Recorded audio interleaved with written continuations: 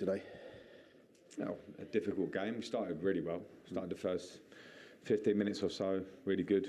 May have got a penalty, had a few opportunities, may get our goal. Then we didn't, we got a bit sloppy, turned over the ball, which is what Southampton wait for. They're a counter-pressing team to a big extent. And disappointed in the second half, purely disappointed because having felt an uplift and seen an uplift since I've been here, but it's not good enough to be good at Goodison and not good away from home. And I think the players on the pitch, when the game turned on us a little bit, we didn't show enough to get back in it.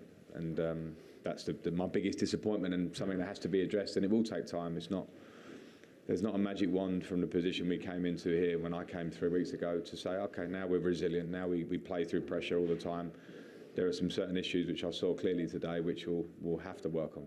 And yet you seem to start the second half quite well. How would you try to change things at half-time?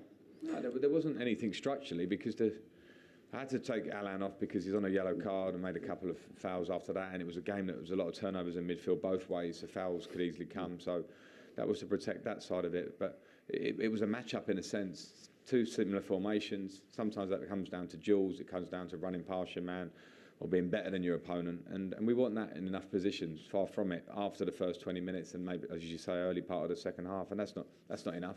Southampton are playing well. We're not playing well away from home. That's been a long-standing story. So lots of things, as I say, to see, and the players have to feel that. There's no excuses. I've been very nice since we've been here, trying to inject confidence, and that's been important to me. But there's not a nice answer to some of the stuff today in the second half, and we'll just have to deal with that. It's one of the biggest frustrations, the fact that Fraser Forster wasn't really tested today. Yeah, it probably is in a way. And both away games we've played, it's been similar. And then at home, we're testing keepers all over the place. And then that's a question of, what is that?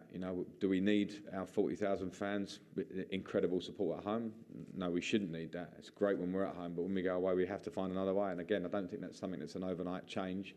We're playing against a team here in Southampton who have been working together for 4 years and have had their own difficult periods. So it takes time from a coaching point of view.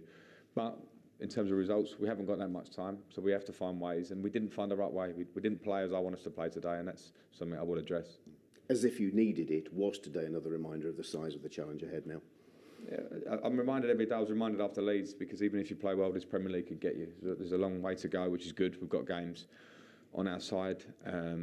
We want to stay in the Premier League. Of course we must, and we have to understand the predicament, but it's no point in us, as myself, as coach, or players, looking at that bigger picture other than just addressing the things right in front of us. And that's the most important thing after this.